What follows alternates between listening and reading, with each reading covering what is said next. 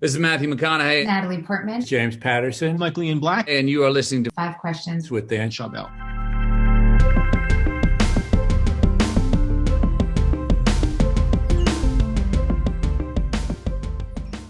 Kal, welcome to Five Questions. Happy to be here. Why did you reject the advice of your family and guidance counselors to become a doctor and instead pursue a career in acting? I had no passion for medicine. And also, more importantly, I was bad at math, which apparently you need to get into med school. But mostly, I really had a passion for storytelling and the arts, which of course I still do. And I thought, it's really tough to explain to anybody how something intangible, like a feeling or a passion for storytelling or music or dance, is the way that you want to make your career, especially when your guidance counselors and your parents rightfully are saying, it's unstable, there's no guarantee of being able to have a roof over your head, you're going to have other jobs, all of that. I just thought that passion, that thing that I'm feeling of being able to change hearts and minds through this love for the arts, I have to do it. And so that was that. I think if you ask almost any actor, almost any artist, you're crazy to go into the arts. So for most of us, it's something that at some point in your life you felt like you had to do.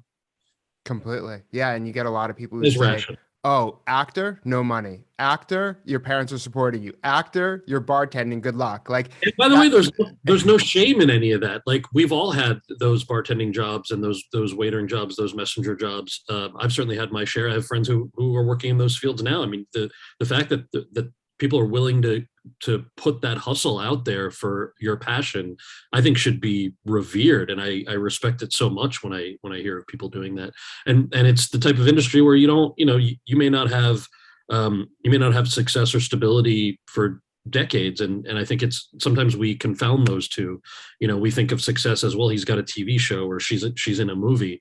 Like, success can also just mean, having the stability of paying your rent with your two side gigs and going out on auditions, or having a web show with a friend of yours. And there are different definitions and ways to define success. And it's one of the cool things about being an artist is that you can kind of define that for yourself. Well said. I completely agree. You define your own success, and that could be being on real shows. It could be commercials. It could be just about anything. It's really up to you, and not for society to tell you what you should be doing. And speaking of storytelling, storytelling is kind of like the fabric of society. It's the fabric of our culture.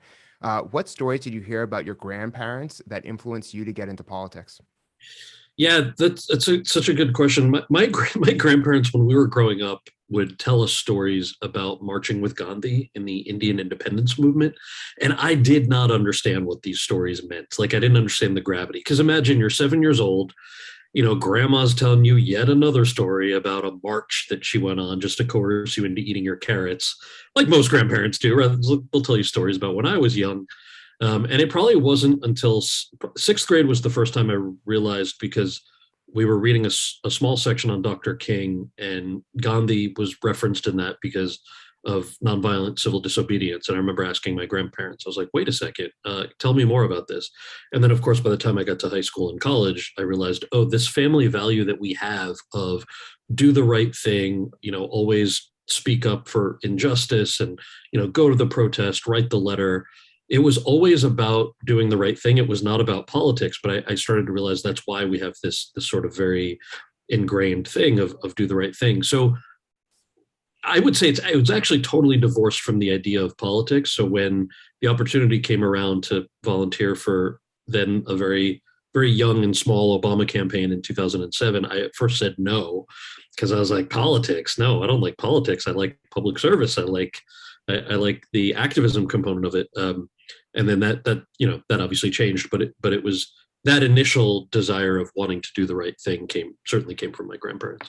Yeah. And you could say that about any leader, leader in terms of being in the entertainment world, being in politics, within a company, a nonprofit. So I think that core value really shined through in everything that you've done. What did you learn in your acting career that made you a more effective politician? So I actually kept the two pretty separate, because to me they are really separate. I mean, one of the things I really love about acting and writing and everything I do in entertainment is the idea that you can really bring people together through the magic of storytelling. And it's one of the things I loved about everything from Van Wilder to the Harold and Kumar movies to the gig I had on How I Met Your Mother. I mean, the notion that people who might think differently or live differently or disagree vehemently about their politics, that they still can come together to watch something that's going to make them laugh.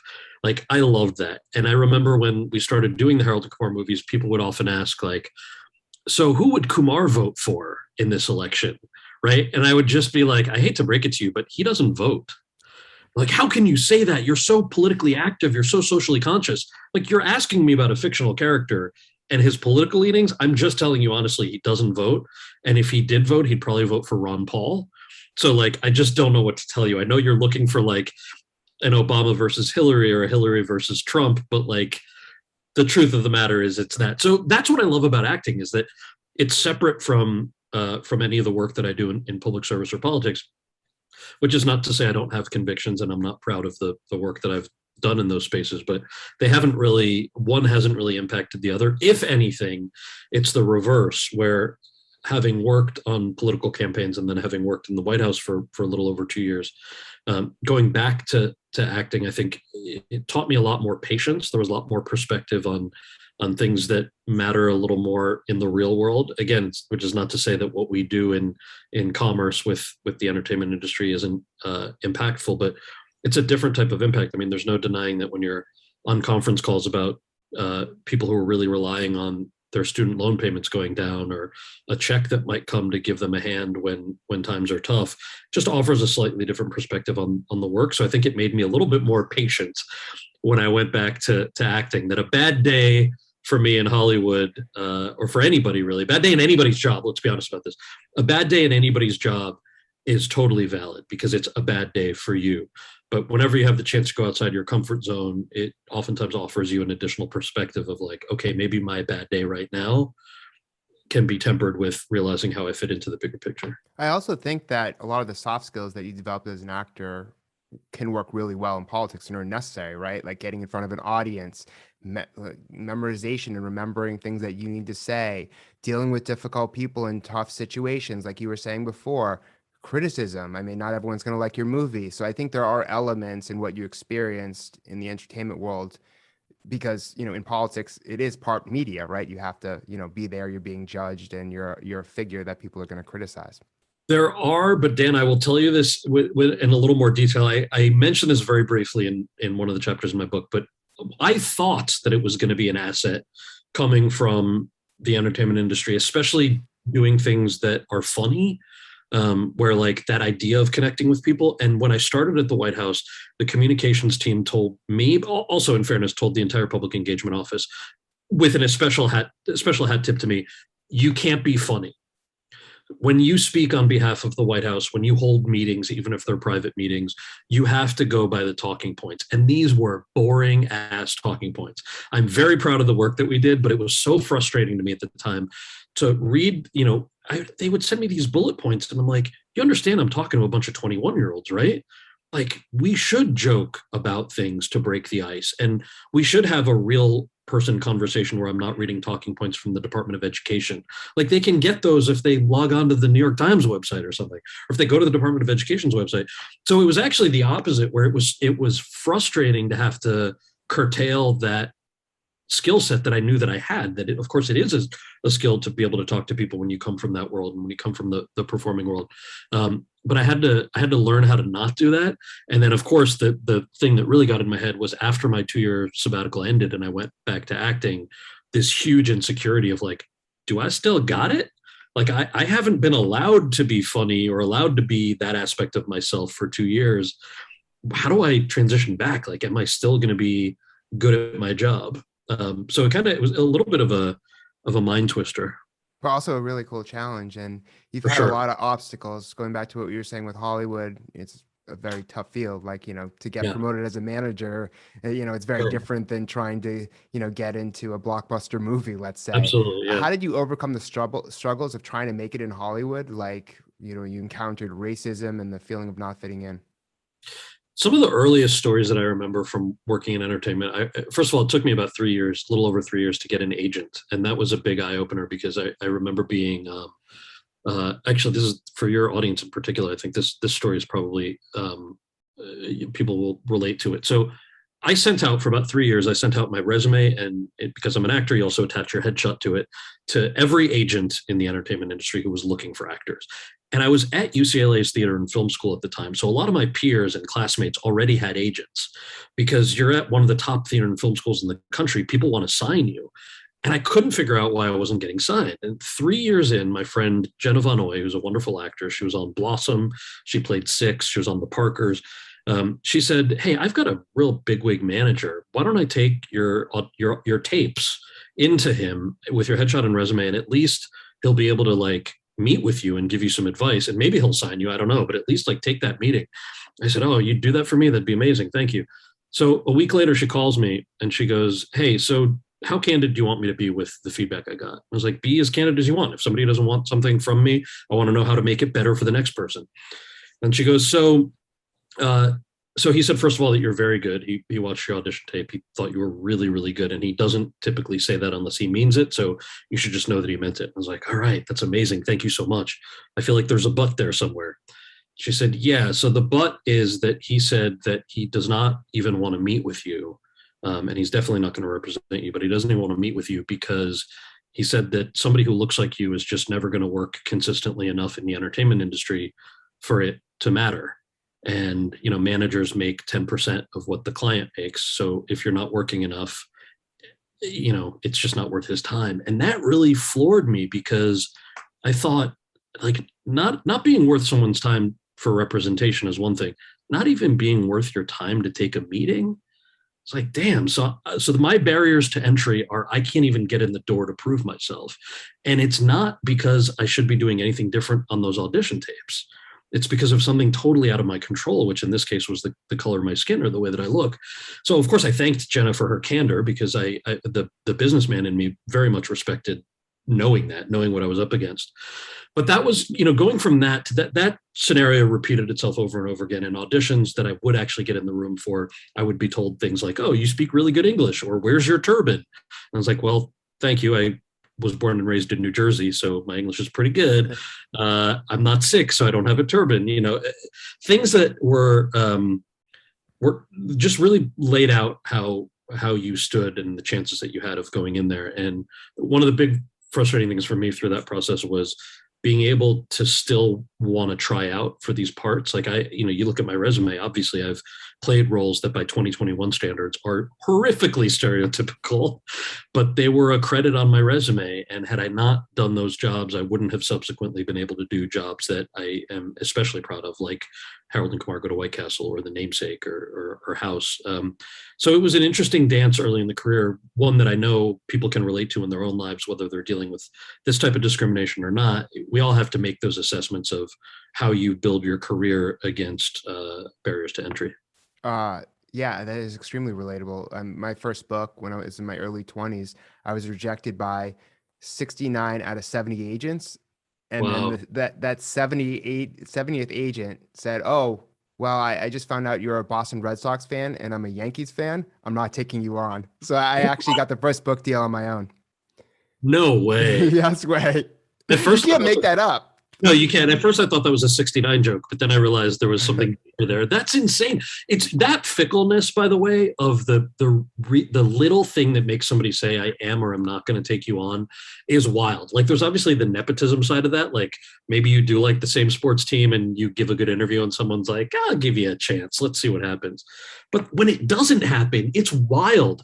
And it's always been really wild to me. I've had so many people, I in one chapter where I talk about this boss I had at a movie studio when I was an intern, I learned more about what not to do as an aspiring producer and writer from working for this guy, because he refused to hire women. He refused to hire people with certain last names. If I was meeting with a woman on his behalf, he would say really awful things. This was early 2000s. He would say really awful things like, "Oh, make sure she's hot. Bring her in, bring her by my office." And I would, of course, refuse to do all of these things for him. But through all of the misogyny, the thing that stuck with me the most was, you're making really poor decisions for your company's bottom line. You're rejecting talent. talent. You're screening out and weeding out people who would bring really great ideas to your company, or really hard workers, would greenlight scripts that would crush it in the marketplace. And he was just too caught up in his own, I don't know if it's insecurity or just assholishness, but the things we learn from those types of experiences were wild to me, especially, again, when you apply a 2021 standard to it. Absolutely. And what's your best piece of career advice? Okay, so my best piece of career advice came from a woman whose name I wish I could remember. This was back when I was an aspiring actor. The Screen Actors Guild held a conversation with this actor who, if I remember correctly, she was either the only Black actor on network television or the only Black woman on network television at the time. And somebody asked her from the audience, how do you deal with rejection, and how do you keep your head held high knowing that your barriers to entry are greater than everyone else's? And she said, I make sure that I'm prepared. And I was kind of like, okay, well, what does that mean? Everybody goes prepared to an audition. You're an actor.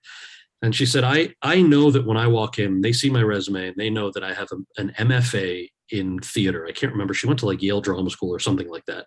You know, she had the chops. She was classically trained in Shakespeare and the classics. And what she basically said was, when I go in and if they end up casting, you know, the middle-aged blonde woman with less credits because it's more palatable to the studio, I know that they know that.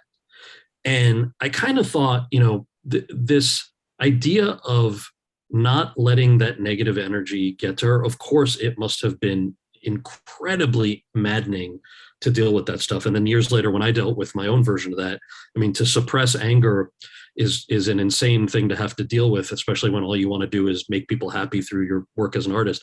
But that was some of the best advice, because it kind of showed me that there was a way to take negative energy and to take that anger and channel it in a way that is either calming for me, that takes care of my mental health and my sanity. By the way, it hadn't always succeeded through the years, but and then even when I worked in politics, to me, the political version of that was keep your head down and do good work. You know, it's an industry where I joke about this in the book, just based on the sheer number of emails I got working at the White House, that the more accolades people give them in their email signature files, the less serious they are in meetings. So like the more interested they are in the pomp and circumstance of like, here are the 50 awards I got nominated for, and here's a link to my blog, and here's a link to this and that, and here's where you can buy this product that I'm partnering on.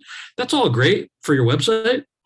But like when that's your email signature, you're not putting your head down and doing good work, and you're sort of distracting everybody from the task at hand. And part of that went back to this woman's piece of advice. So I guess in a nutshell, it's make sure that you're prepared and keep your head down and do good work. And I found that had benefits both in terms of the climbing the ladder, but also in terms of taking care of my mental health. Absolutely. The biggest complaint managers have when recruiting is a lack of preparation with job candidates. And one of the sayings that I abide by is like, let your work speak for itself. Like, of course, you should promote yourself and your work, but at the same time, the quality of work, you know, cream rises to the top, and that's how you get to the top. Definitely. Thank you so much for being on the show. Thank you, Dan. Awesome advice. Really fun conversation.